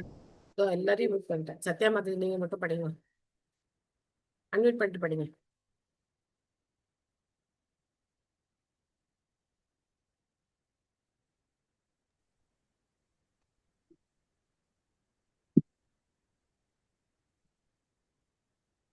ஆசானிடமிருந்து ஒருமுறை கேட்பதாலேயே வேத ஞானத்தை முழுமையாக கற்க பரமபுருஷரால் மட்டுமே முடியும். மரணமடைந்து யமலோகத்திற்கு சென்றுவிட்ட ஒரு ஆத்மாவை உயிர்ப்பிப்பதும் பகவானால் மட்டுமே செய்யக்கூடிய ஒன்றாகும். ஆனால் பகவான் ஸ்ரீ கிருஷ்ணர் யமலோகத்திற்கு சென்று அங்கு தன் ஆசானின் மரணமடைந்த மகனை உயிர்ப்பித்து கொண்டு வந்து முனிவரிடம் தாம் பெற்ற உபதேசங்களுக்கு சன்மானமாக அவனை அவரிடம் ஒப்படைத்தார். பகவான் அனைத்து வேதங்களையும் நன்கு அறிந்தவர் ஆவார். இருப்பினும் அங்கீகரிக்கப்பட்ட ஒரு ஆசானிடம் சென்று அனைத்து வேதங்களையும் கற்றறிய வேண்டும்.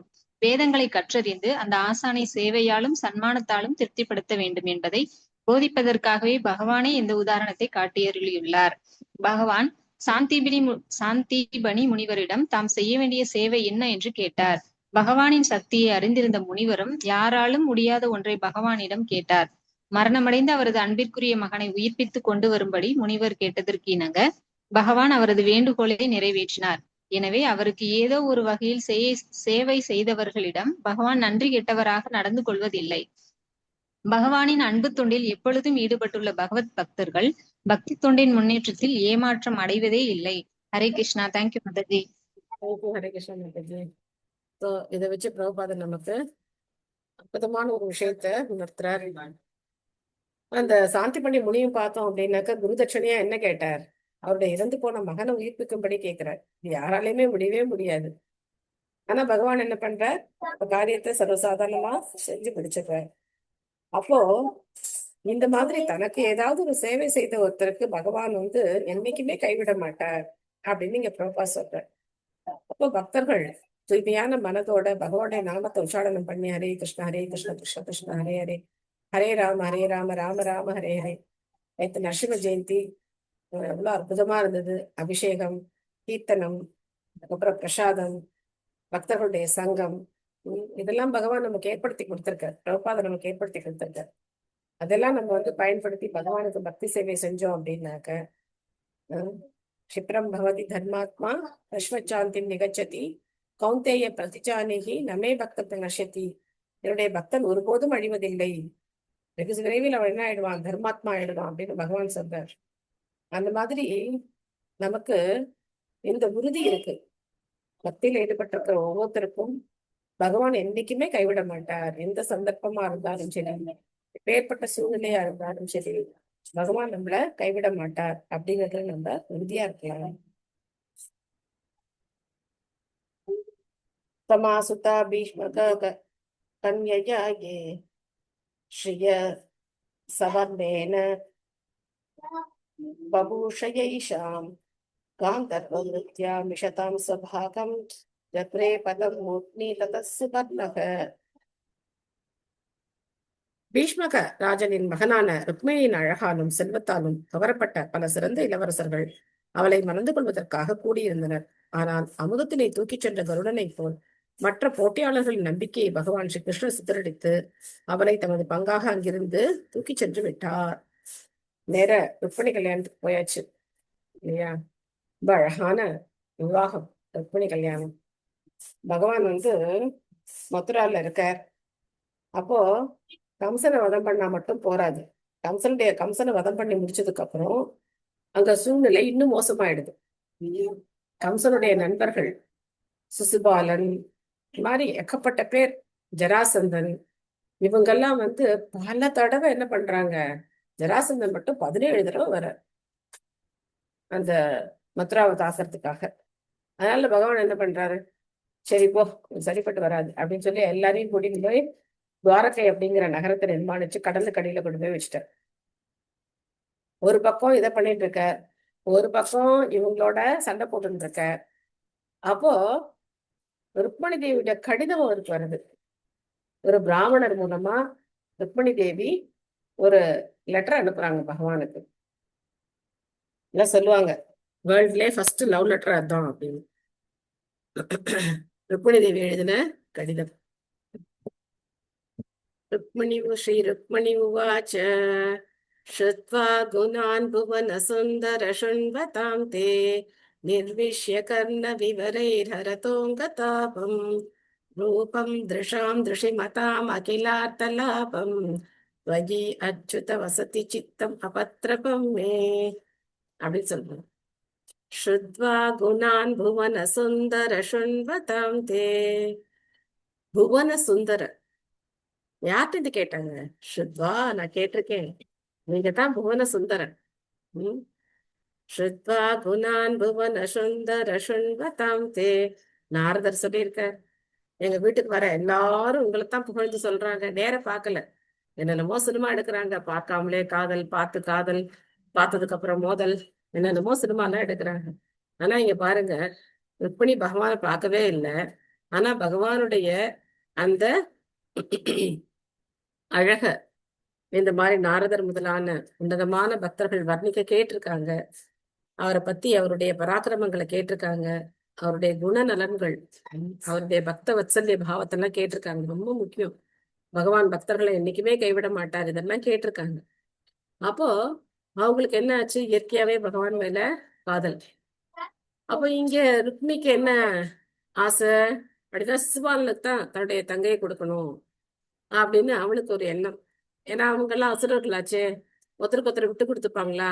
சிசுபாலனுக்கு தான் தங்கையை கொடுக்கணும் அப்படின்னு. அந்த ராஜாவுக்கும் அவங்க அப்பாவுக்கு கிருஷ்ணனுக்கு தான் கொடுக்கணும்னு ஆசை. ஆனா என்ன பண்ண முடியல, பெரிய பையன், அவன் பேச்ச மீற முடியல. மீற முடியாம சிசுபாலனுக்கு கல்யாணம் எல்லாம் நிச்சயம் எல்லாம் எடுத்து நிச்சயம் ஆகி கல்யாண நாள் அன்னைக்கு அப்போ இந்த லெட்டர்ல ருக்மிணி சொல்றாங்க, எங்க குடும்ப வழக்கம், கௌரி பூஜைக்காக நாங்க என்ன பண்ணுவோம், கோவிலுக்கு போவோம். அந்த கோவிலுக்கு போற சமயத்துல ரொம்ப பாதுகாப்பெல்லாம் ஒண்ணும் இருக்காது. வீட்டுல இருக்கிற மூத்த பெண்கள் கொஞ்சம் காவலர்கள் தான் அங்க இருப்பாங்க. சோ அந்த இடத்துல நீங்க என்ன பண்ணலாம், என்ன அழிச்சுன்னு போகலாம் அப்படின்னு சொல்லி அந்த பிராமணர் கிட்ட அவங்க அந்த கடிதத்தை கொடுக்குறாங்க. எனக்கு வெக்கமெல்லாம் ஒண்ணும் இல்லைன்னு சொல்றாங்க.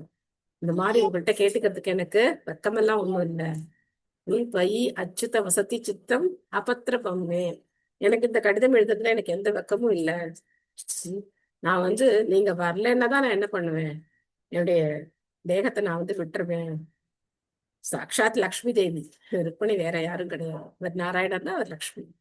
சோ அவங்களை தவிர வேற யார் அவரை கரம் பிடிக்க முடியும் இல்லையா? அதனால இந்த அற்புதமான கடிதத்தை அவங்க எழுதி அந்த பிராமணர் மூலமா கொடுத்து அனுப்ப பலராமர் பாக்குறார். அவர் தான் அண்ணன், இன்னும் பண்ண முடியாது. முதல்ல யார் கல்யாணம் ஆகுது? கிருஷ்ணருக்கு தான் கல்யாணம் ஆகுது. இப்போ பலராமர் சொல்லவே இல்லை வக்கம் கிருஷ்ணருக்கு, இந்த மாதிரி ஒரு லெட்டர் வந்திருக்கு, நான் போய் அந்த பொண்ணை கல்யாணம் பண்ணிக்க போறேன் அப்படின்லாம் அவர் சொல்லலை. அவர் பாட்டு கிளம்பி போயிட்டார். பலராமர் தெரிஞ்சுக்கிறார், ஓ சுச்சுவேஷன் இப்படி இருக்கா தம்பிக்கு அப்படின்னு தெரிஞ்சுன்னு என்ன பண்றார், சரி நீ போ, நான் பின்னாடி படையெல்லாம் எடுத்துட்டு வரேன். ஏன்னா அது ஒன்றும் சாதாரணமா நடக்க போறது கிடையாது. ஏன்னா எல்லாரும் அந்த சிசுபாலன், அந்த ஜராசந்தன் ஆளுங்க எல்லாருமே என்ன பண்ணிருப்பாங்க, எல்லாம் தயாரா இருப்பாங்க சண்டைக்கு. அதனால கவலைப்படாது, நீ போ, நான் படையை எடுத்துட்டு வரேன் அப்படின்னு போறேன். சோ கிருஷ்ணரும் பலராமரும் அந்த ஊர் எல்லைக்கு வந்த உடனே அந்த ராஜாவும் என்ன பண்றான், எல்லாரையும் வரவேற்று தங்கறதுக்கான ஏற்பாடெல்லாம் செஞ்சு கொடுக்குறான். கிருஷ்ணர் பாக்குறார், ருக்மிணி தேவி முடிவு பண்ணிடுறாங்க, சரி யாரும் வரல, நம்மளுடைய கதை என்னாச்சு, நீயோட முடிஞ்சு போச்சு அப்படின்னு சொல்லி அவங்க ரொம்ப வருத்தத்துல இருக்காங்க. ஆனா அப்போ அவங்களுக்கு இடது பாகம் பிடிக்கிறதான். அப்ப தெரிஞ்சுக்கிறாங்க, இல்ல இல்ல இதெல்லாம் நல்ல சகுனம், கண்டிப்பா கிருஷ்ணர் வருவார் அப்படின்னு. அப்படி வராரு கிருஷ்ணர். ருக்மிணி தேவி அந்த கோவிலுக்கு போறாங்க, பார்வதி தேவியை வழிபடுறாங்க. வழிபட்டு அப்படி வர வழியில கிருஷ்ணர் டக்குன்னு என்ன பண்றார், கையை பிடிச்சு ரதத்துல ஏத்திக்கிட்டு சல்லுன்னு பறக்குறார். அப்ப பாத்தீங்க அப்படின்னாக்க பெரிய சண்டை. அப்ப கிருஷ்ணன் ருக்மிணி தேவிட்ட சொல்றாராம், கவலைப்படாத, நம்முடைய வீரர்கள் என்ன பண்ணுவாங்க, இவங்களெல்லாம் பாத்துப்பாங்க அப்படின்னு. நம்முடைய வீரர்கள் அப்படின்னாராம். தனியா பிரிச்சு பேசாம உடனே என்ன பண்றார், அவங்கள அப்படி என்னுடைய வீரர்கள்னு சொல்லல, நம்முடைய வீரர்கள்னு சொல்றார். இல்ல உன்னுடைய வீரர்கள், ஏதோ ஒரு ரொம்ப முக்கியமான அந்த வார்த்தையை சொல்றார். ருக்மிணி தேவி ரொம்ப சந்தோஷமா இருக்காங்க. ருக்மிணியை அங்கேயே கொண்டு இருக்கலாம், ஆனா ருக்மிணியை பார்த்தா கிருஷ்ணருக்கு எப்படி இருக்கு? பாவமா இருக்கு. பலராம சொல்றேன், உன் மச்சான் கல்யாண நாள்லயே கொல்றது, அது வேண்டாம் வேண்டாம் சொல்லி என்ன பண்றாங்க, தலையெல்லாம் மொட்டை அடிச்சு அவமானப்படுத்தி தத்தி விட்டுறாங்க. சொல்ல ருக்மிணிக்கு ஒரு சந்தோஷம், தன்னுடைய அண்ணனை கொல்லாதது அவங்களுக்கு ஒரு சந்தோஷம். ஏன்னா அவங்களுக்கும் அந்த பாசம் இருக்கு, இதுக்காக அவனை கொல்லணும் அப்படின்னு நினைக்கிறேன். இல்லைன்னா பகவான் வாக்கே வதப்படி ருக்மிணியை பாக்குறாரு. கொஞ்சம் ஸ்லைட்டா அவங்களுக்கு வந்து கொஞ்சம் வருத்தம் இருக்கு, அண்ணனை எப்படி கொண்டுடுவாங்களோ அப்படின்னு சொல்லி. அதையும் பகவான் என்ன பண்றாரு, சாட்டிஸ்ஃபை பண்றார். சோ பகவான் வந்து ஒவ்வொருத்தர் இதயத்திலையும் லக்ஷ்மி தேவிக்கும் பகவானுக்கும் பரமாத்மாலாம் தேவையில்லை. ஆனா சொல்றேன், அந்த மாதிரி பகவான் வந்து ருக்மிணி தேவி அவ்வளவு திருப்திப்படுத்துறாரு இந்த கல்யாணத்துல. அது ஒரே நைட்ல என்ன பண்றாரு, போய் சேர்ந்துடுறார். அந்த ஒரு ராத்திரியில போய் இந்த கடிதம் வருது, அந்த பிராமணர் கடிதம் கொண்டு வரார், கிருஷ்ணர் படிக்கிறார். படிச்சு அந்த பிராமணருக்கு உண்டான உபச்சாரங்கள் எல்லாம் பண்ணிட்டு அந்த கடிதத்தை படிக்கிறார். அந்த பிராமணரே படிக்க சொல்றார், நீங்களே படிங்க, என்ன பெரிய இதுல என்ன ரகசியம் இருக்கு, நீங்களே படிங்க அப்படிங்கிற. அந்த பிராமணர் அந்த கடிதத்தை படிக்கிறார். உடனே தாருகனை கூப்பிட்டு கலப்பு தேர அப்படிங்கிறார். ஒரே பறந்து போயாச்சு, எப்படி தரையில போனதோ தேர் ஆகாயத்துல போனதோ தெரியாது. போய் அங்க போய் சேர்ந்தாச்சு. அப்படி போய் என்ன பண்றார், ருக்மிணி தேவிய கல்யாணம் பண்ணிக்கிறார். ரொம்ப அற்புதமான ருக்மிணி கல்யாணம் நடக்கிறது. இதெல்லாம் சத்திரியர்களுக்கு ஒரு பெரிய ஒரு அவங்க வீரத்தை காட்டுறதுக்கான ஒரு வாய்ப்பு. அப்படித்தான் அவங்க எல்லாம் வந்து கல்யாணம் பண்ணிக்கிட்டாங்க. ஓகே, யார் படிக்கணும், பாக்கி யார் இருக்கீங்க? பிரேமா மாதாஜி படிக்கணுமா? ஹேண்ட் ரைஸ் பண்ணவங்கல்ல. ஹரே கிருஷ்ணா மாதாஜி, தண்டாவத் பிரணாம். பிரணாஸ் மாதாஜி படிங்க. ஹரே கிருஷ்ணா. பீஷ்மகராஜனின் இளவரசி ருக்மிணி உண்மையாகவே செல்வத்தைப் போல் கவர்ச்சி உடையவளாவாள். ஏனெனில் தேக வர்ணத்திலும் குணத்திலும் அவள் தங்கத்தைப் போல் மதிப்புடையவளாக விளங்கினாள். அதிர்ஷ்ட தேவதையான லட்சுமி பரமபுருஷருக்கு சொந்தமானவள் என்பதால் ருக்மிணி உண்மையில் பகவான் ஸ்ரீ கிருஷ்ணருக்கே உரியவள் ஆவாள். பீஷ்மகராஜன் தன் மகளை கிருஷ்ணருக்கு திருமணம் செய்து வைக்க விரும்பினார். ஆனால் ருக்மிணியின் தமையனோ சிசுபாலனுக்கு அவளை மணமுடிக்க விரும்பினான். எனவே சிசுபாலனின் பிடியிலிருந்து தன்னை விடுவிக்கும்படி ருக்மிணி கிருஷ்ணருக்கு அழைப்பு விடுத்தாள். ருக்மிணியை மணக்கும் விருப்பத்துடன் சிசுபாலன் தன் குழுவினருடன் அங்கு வந்து சேர்ந்தான். அசுரர்களின் கரங்களில் இருந்து அமுதத்தை பருத்தி சென்ற கருடனை போல் திடீரென்று தோன்றிய கிருஷ்ணர் அங்கு கூடியிருந்த இளவரசர்களை தாண்டி சென்று அவளை வேகமாக தூக்கிச் சென்றார். இச்சம்பவம் 10வது காண்டத்தில் தெளிவாக விளக்கப்படும். ஹரே கிருஷ்ணா மாதாஜி. ஹரே கிருஷ்ணா. இந்த சந்தன இதுல இந்த சந்தன் யாத்திரால பாத்தீங்கன்னா ஒரு நாள் இந்த வேஷம் குட்டி ராதா மாதவருக்கு இந்த வேஷம் போட்டிருந்தாங்க. ருக்மிணி கல்யாணம் அந்த வேஷம் போட்டிருந்தாங்க. கோலமும் அற்புதமா போட்டிருந்தாங்க. கோலமும் வந்து தேர் போட்டு குதிரை போட்டு அந்த தேர்ல வந்து கிருஷ்ணர் அதாவது டிடிஸ் போடக்கூடாதுன்னு சொல்லிக்கிறதுனால அழகா ஒரு வெள்ளப்பாடையை போட்டு அந்த குதிரை போட்டு இந்த கோலம் ரொம்ப நல்லா இருந்தது. அந்த அலங்காரத்துக்கும் கோலத்துக்கும் அவ்வளோ மேட்சா இருந்தது. ரொம்ப நல்லா பண்ணியிருந்தாங்க. ஒவ்வொரு தீம் வச்சு குட்டி ராதா மாதவுக்கு அலங்காரம் பண்ணுவாங்க. போன வருஷம்லாம் எனக்கு ரொம்ப வருத்தம். என்ன நான் அலங்காரம் பண்றவங்களுக்கும் எங்களுக்கும் கோஆர்டினேஷன் கிடையாது. நாங்க வந்து கோலம் போடுறோம், அவங்க என்ன அலங்காரம் பண்றாங்கிறது ஸ்கிரீன் ஓப்பன் ஆனதுக்கு அப்புறம் தான் தெரியும். அப்ப நான் பிரார்த்தனை பண்ணிக்கிட்டேன், அந்த நமக்கு முன்னாடியே தெரிஞ்சது அப்படின்னாக்க நம்ம அதுக்கு ஏத்த மாதிரி கோலம் அதே தீமா கோலம் போடலாமே அப்படின்னு சொல்லி. ஆனா இந்த வருஷம் நான் இங்க இருந்தேன், ஆனாலும் அந்த டீமோட கோஆர்டினேட் ஆகி அவங்க வந்து எங்களுக்கு அடுத்த நாள் என்ன அலங்காரம் அப்படிங்கிறத சொல்லியிருந்தாங்க. எங்க டீமும் ரொம்ப அற்புதமா ஒவ்வொரு நாளும் அந்த தீமுக்கு ஏத்த மாதிரியே கோலம் போட்டிருந்தாங்க.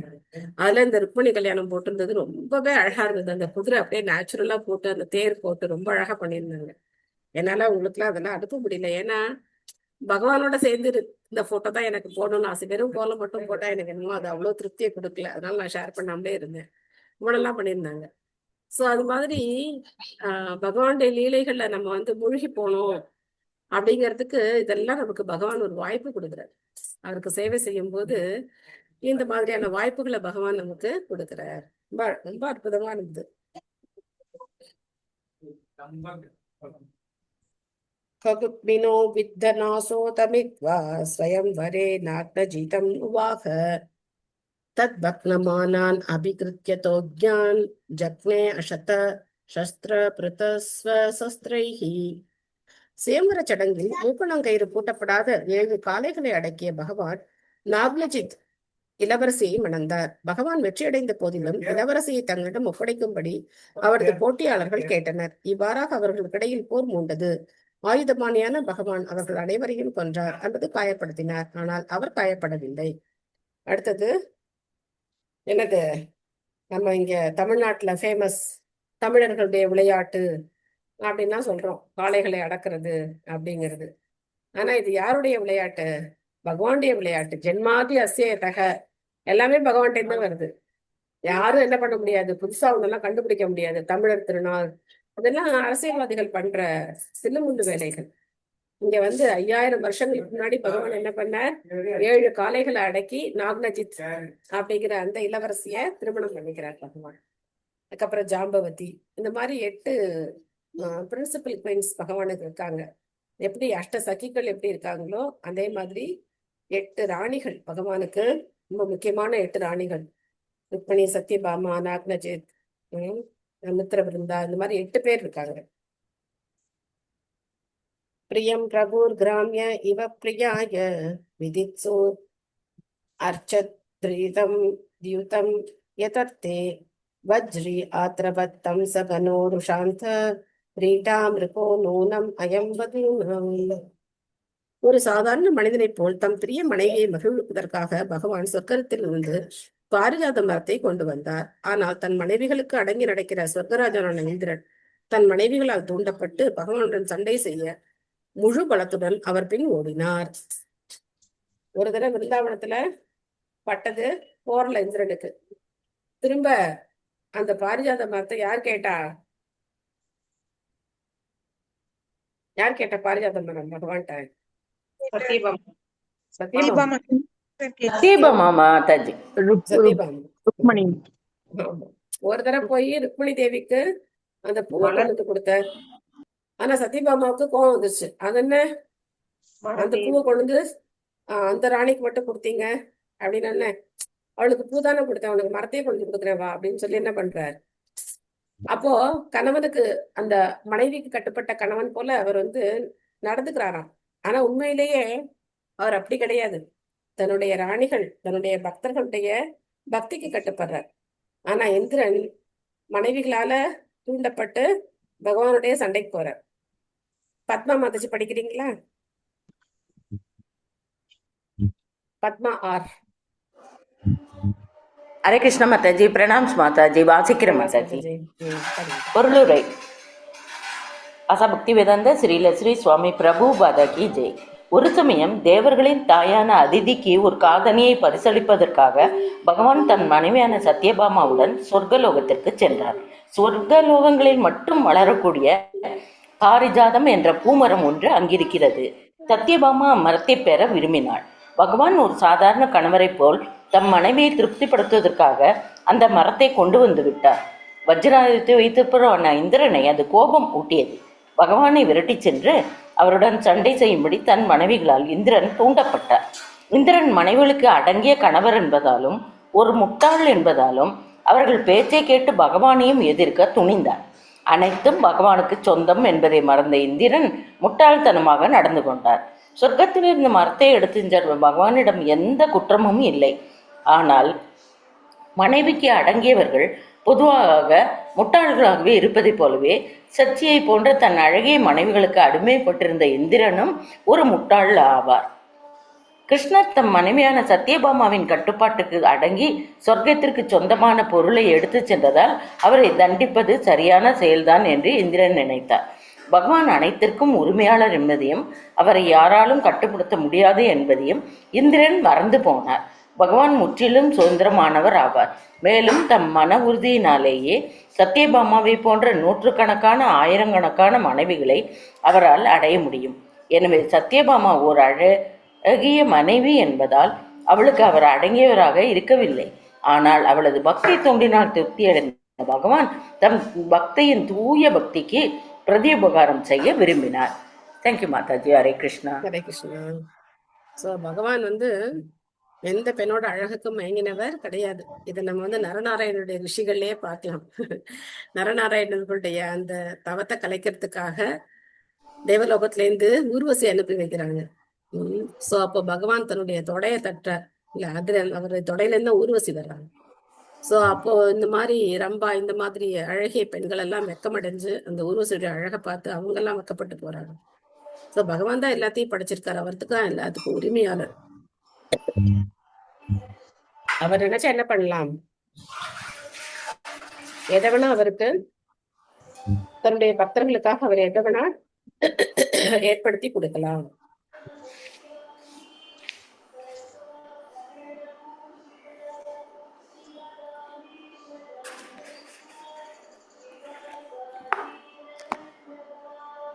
सूतं ऋतेकं बभुषा ग्रसन्तं दृष्ट्वा सुनाभो मथितं दरिद्र्या आमन्त्रितस्तत् धनयाय शेषं तत्त्वा तत्अन्तःपुरम् आविवेश.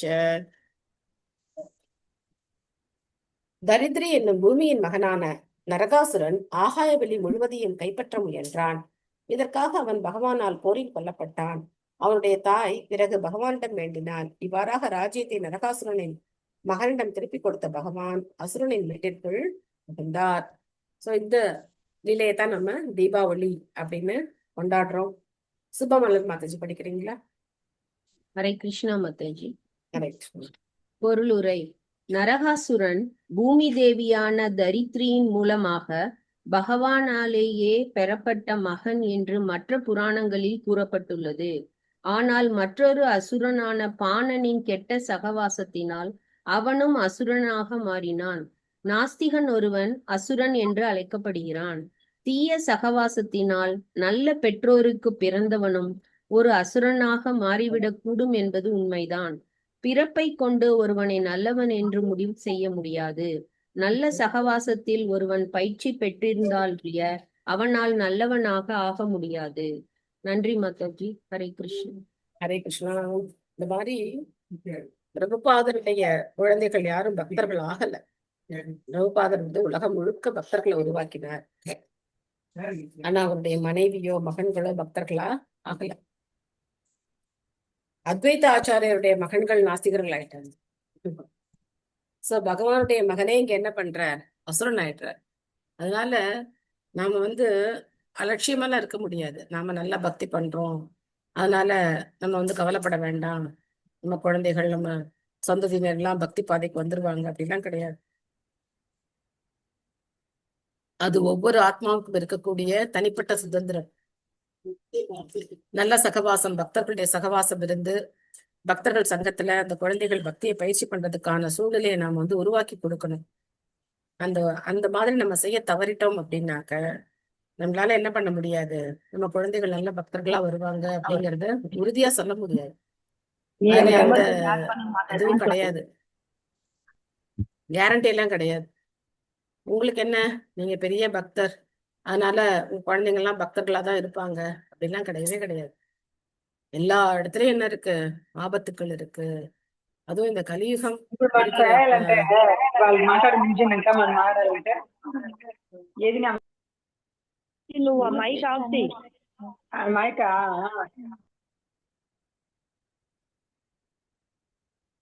கலியுகத்தினுடைய இந்த போக்கு ரொம்ப ஆபத்தானது. ஏன்னா இந்த பக்தியை பயிற்சி பண்றது அப்படிங்கிறது மாயைக்கு எதிரான பெரிய யுத்தம். டெய்லி நம்ம என்ன பண்றோம், வில்லு அம்பு எடுத்துக்கிட்டு சண்டைக்கு போகல, ஜபமாலையை கையில வச்சுக்கிட்டு ஹரே கிருஷ்ணா ஹரே கிருஷ்ணா கிருஷ்ண கிருஷ்ணா ஹரே ஹரே ஹரே ராம ராம ராம ஹரே ஹரே. ஜபமாலை தான் நம்மளுடைய ஆயுதம், ஹரே கிருஷ்ண மந்திரம் தான் பானங்கள். சோ அதனால நம்ம இதயத்துல இருக்கிற அசுரனை அழிக்கிறதுக்கு வேற வழியே கிடையாது. நாம என்ன பண்ணி ஆகணும், நித்தியம் இந்த ஜபத்தை பண்ணி ஆகணும். ஹரே கிருஷ்ணா கிருஷ்ண கிருஷ்ண ஹரே ஹரே ஹரே ராம ராம ராம ஹரே ஹரே. வேற வழியெல்லாம் கிடையவே கிடையாது. வேற எந்த வழியினாலையும் நம்ம என்ன பண்ண முடியாது, தூய்மைப்படுத்திக்க முடியாது. அதே மாதிரி இந்த பௌதிக உலகத்துல இருந்து நம்மளால பாதுகாத்துக்கவும் முடியாது. பகவத் பிரசாதம், பக்தர்களுடைய சங்கம், பகவானுடைய நாமம், பகவானுடைய இந்த அற்புதமான கிரந்தம் ஸ்ரீமத் பாகவதம், இதெல்லாம் தான் நமக்கு ஒரே பாதுகாப்பு, உறுதுணை. இதை நம்ம எழுதிட்டோம், இந்த பாதுகாப்பை விட்டுட்டோம் அப்படின்னாக்க கண்டிப்பா நாம என்ன ஆயிடுவோம் அப்படின்னா மாயைக்கு பலி ஆயிடுவோம். யுத்தத்துல தோத்து போயிடுவோம், சண்டையில நாம தோத்து போயிடுவோம். ஜெயிக்கணுமா தோக்கணுமா, நம்ம எல்லாம் ஜெயிக்கணும் மாதாஜி, ஜெயிக்கணும் ஜெயிக்கணும். எப்படியாவது நம்மலாம் ஜெயிக்கணும். ஜெயிக்கிறதுக்கு பிரபுபாதர் நமக்கு இந்த ஆயுதங்கள் எல்லாம் கொடுத்திருக்காரு. துளசி மகாராணிய வலம் வர்றது, துளசி பூஜை பண்றது, இதெல்லாம் நம்மளுடைய வெப்பன்ஸ், பவர்ஃபுல் வெப்பன்ஸ். இந்த கலியை எதிர்க்கிறதுக்கான அதி அற்புதமான ஆயுதங்கள் இதுதான். சோ அதனால நித்தியம் 16 மாலை ஹரே கிருஷ்ண கிருஷ்ண கிருஷ்ண ஹரே ஹரே, ஹரே ராம ராம ராம ஹரே ஹரே மகாமந்திரத்தை கண்டிப்பா நம்ம என்ன பண்ணணும், ஜெபம் பண்ணணும். அதே மாதிரி பகவானுக்கு நிவேதனம் பண்ணி அந்த பிரசாதத்தையே நம்ம ஏற்றுக்கணும். ஓகே, உங்களுக்கு இன்னைக்கு ஏதாவது கேள்விகள், சந்தேகங்கள் ஏதாவது இருக்கா? இன்னைக்கு நிறைய பேர் குறைஞ்சிருக்காங்க, எல்லாம் மேல்கோட்டையெல்லாம் போயிருக்காங்க. அதனால 50 பேர் தான் இன்னைக்கு நம்ம இருக்கோம். ஆக்சுவலா குரூப்ல பாத்தீங்கன்னா 160 பேர் இருக்காங்க. எனக்கு ரொம்ப ஆச்சரியமா இருக்கு.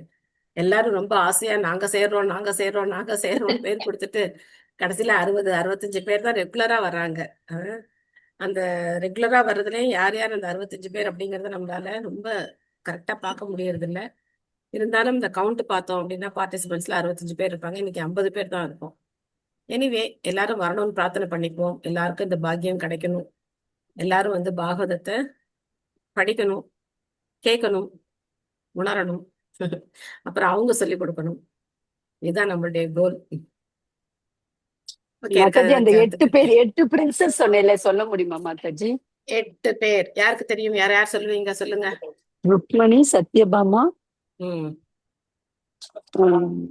பேர் சொல்லி நம்ம பஞ்சமே மாதாஜி. ஜாம்பவதி, நக்னஜித், காளிந்தி, மித்திரவிருந்தா, லக்ஷ்மணா, இன்னும் ஒரு பேர் ஞாபகம் இல்ல எனக்கு.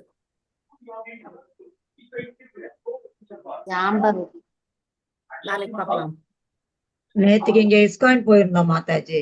ஓமம் நான் சாயந்தரம் 4:30 மணிக்கு நரசிம்மா அந்த ஓமம் முடிஞ்சு கரெக்டா அதை சுத்தி வந்து அதுக்கப்புறம் அபிஷேகம், அப்புறம் தீபாரதனை, அப்புறம் ஒரு பிரபுஜி பேசினாரு. அந்த 1/2 மணி நேரம் ஸ்பீச், அந்த அலங்காரம் வரைக்கும்.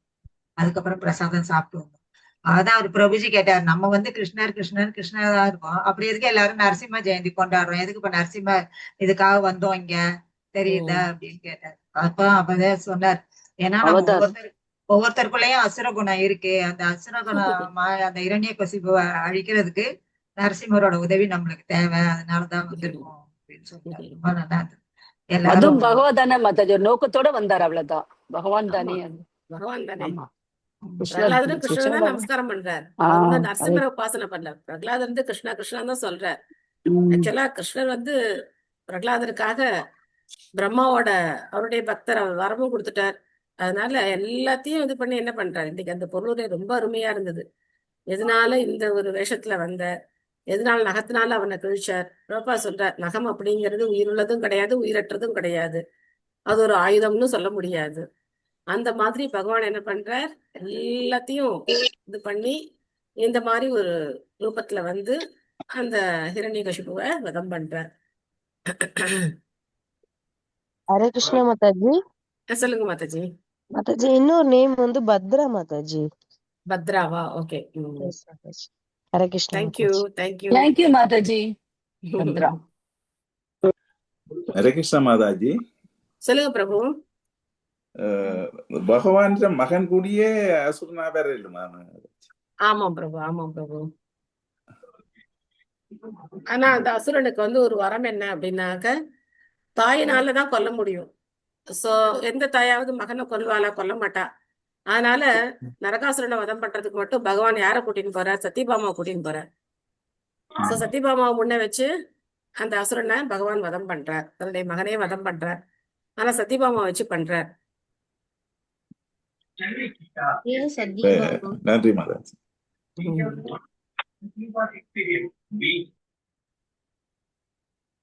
வஞ்சா கல்பத்தருபேஷ்ச கிருபா சிந்துப்யையேவ ச பதிதானாம் பாவனேப்யோ வைஷ்ணவேப்யோ நமோ நமः.